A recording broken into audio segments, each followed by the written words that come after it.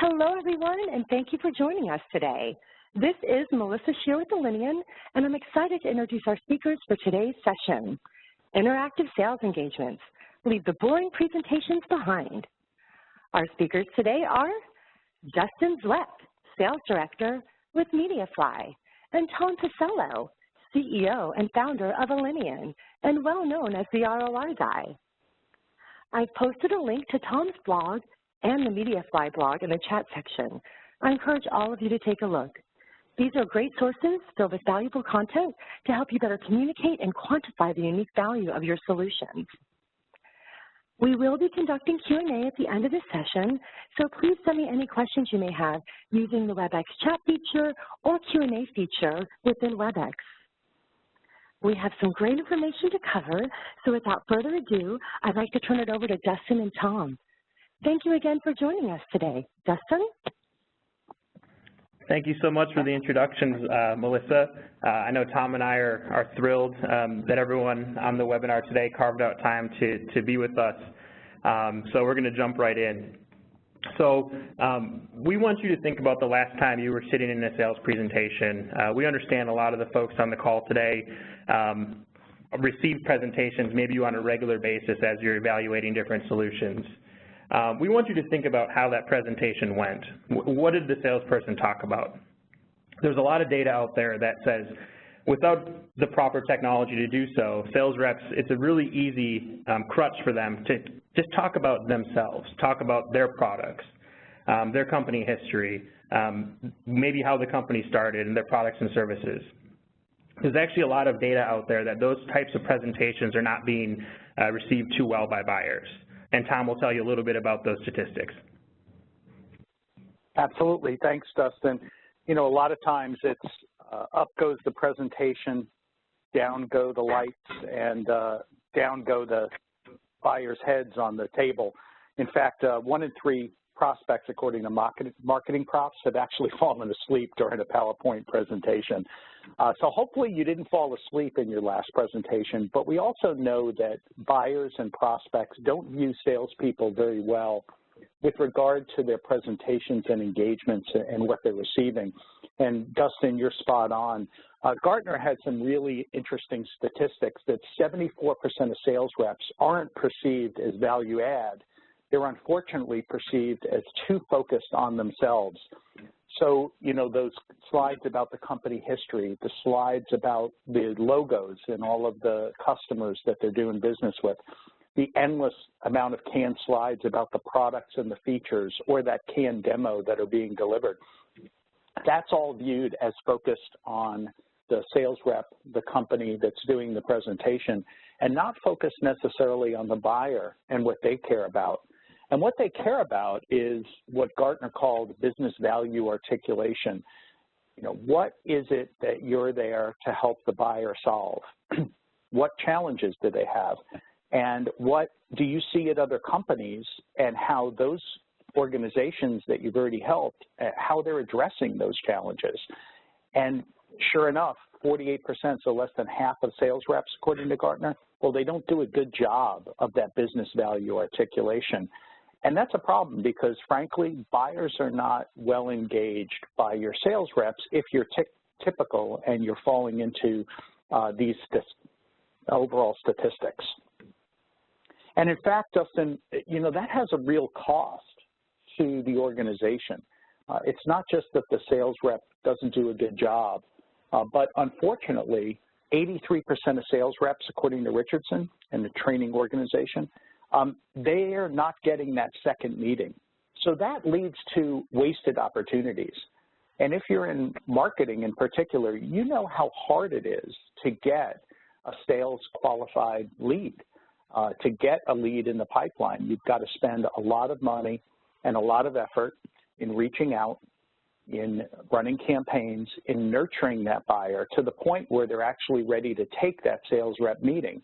And lo and behold, that sales rep shows up, they throw up, and unfortunately, they don't get around to getting invited back again because they didn't add value. And a lot of times that's leading to, according to the Sales Benchmark Index, more often, if they get that second meeting or if that opportunity stays in the pipeline and doesn't drop out, those opportunities are stalling. And the reason for that, the number one reason that's cited, is that overall the buyer doesn't see a good enough reason to change. They haven't had their world shaken and disrupted. The sales rep hasn't gone in and said, you know what, there's such a high cost of doing nothing, so much risk to your business, so much cost to your business, that you really need to move forward on this proposal. And instead, the buyer is looking at this as a product pitch and a big project, a big investment of resources and time they may not have, or they may not see the project as a priority. So unfortunately, the majority of the deals, well, they're not being lost to the competition. They're actually being lost to stalled deals and do nothing. And then according to Forrester, I thought another great statistic that really showed this cost was that 74% of buyers on the positive side are choosing the first seller to add value. And what Forrester means by that is they're the first sales rep that comes in and connects with the buyer on the challenges. And that connection is helping the buyer to understand that there's a challenge they should be addressing as a priority that they might not have been giving the priority before, or maybe they've even uncovered and educated them on challenges that they didn't even know should be a priority, unmet needs that they've really been able to highlight. And then also connecting a positive solution, a viable solution to those overall challenges. And unfortunately, most sellers are falling into a different category on that, Dustin, where 26% are being stuck in the shootout, you know, responding to an RFP, as opposed to setting the agenda. Right, right. It also brings a statistic to my mind. A lot of us have probably read the CEB Challenger sale, and what they found is 53% of B2B customer loyalty is actually based on how you sell, not what you sell. So approaching a customer with a value-based approach, talking about their specific challenges, the data proves that's actually how you build long-term loyalty. And the other side of this is, you know, what you mentioned there, Tom, was a lot of new business opportunities going after, you know, a prospect for the first time. This is also very relevant for existing or managing existing accounts. And a lot of times when you sell into a customer, whether you're selling, you know, manufacturing products, CPG solutions, technology solutions, you're immediately kind of on the clock to start delivering value. So if you're not constantly understanding the business challenges of your customers as you are already, you know, engaged with them, there's a really big risk that you're going to miss opportunities to expand business with other products that you actually sell. You know, worst case scenario is your current customer will reach out to one of your competitors simply because they didn't know you offered that certain product or solution. Yeah, I think many of the folks on the call don't just sell the product the first time through, but it's now a continuous sales process because everything is moving towards subscription type services or offerings. And so you're spot on with that, Dustin, in that the sale doesn't stop in the beginning, and these statistics are actually relevant throughout in that you now have to earn the business on sometimes an annual or every other year basis with the renewal. And then it's so important with software as a service and service sales, not just to stop selling with that first service, but often those add-on services, so expand selling becomes very important as well. So definitely not just with the initial sale, but on an ongoing basis, this can have a true cost to the organization. So the good news is that there are ways to improve the sales engagement and overcome some of these challenges, get past the stalled deals and motivate and ignite the buyer's journey and motivate them to buy sooner versus later. Add value right from the beginning.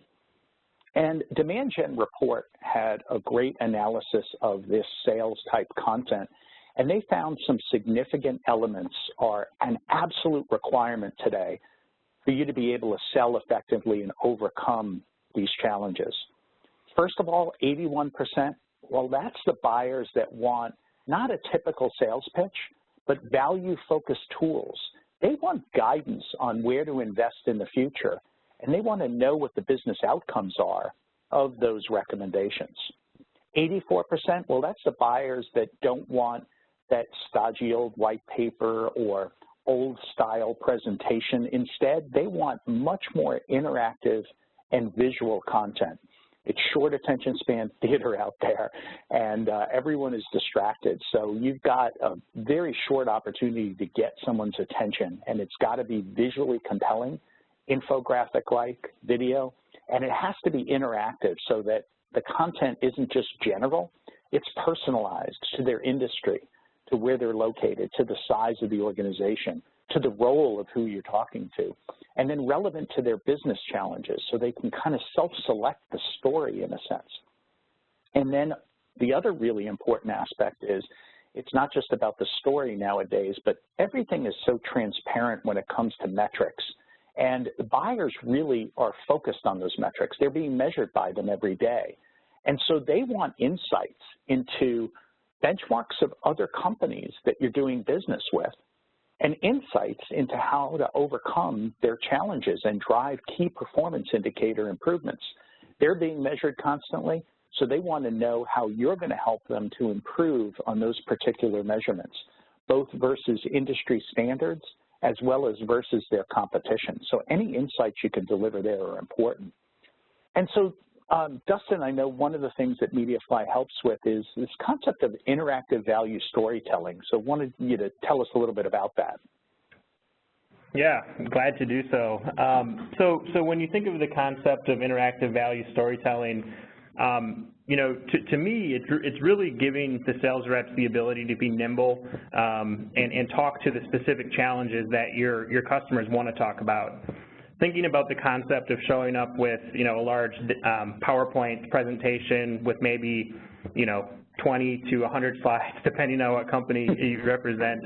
It's kind of a wide gamut, but the idea of what you're seeing here on the screen is the capability of Mediafly that enables marketers to actually plot out dynamic presentations designed to enable the sales rep to pivot at the stop of a dime. If the customer, you know, I was in a meeting actually earlier this week where I came in with an agenda, and within the first 5 minutes, I realized that agenda was no longer relevant. So I was able to pivot, move with the customer, and address their questions. And so when you think about interactive value storytelling, it's really the ability to enable your sales team to pivot, talk about products and solutions that maybe they weren't prepared to talk about, but they have the means to with a technology solution.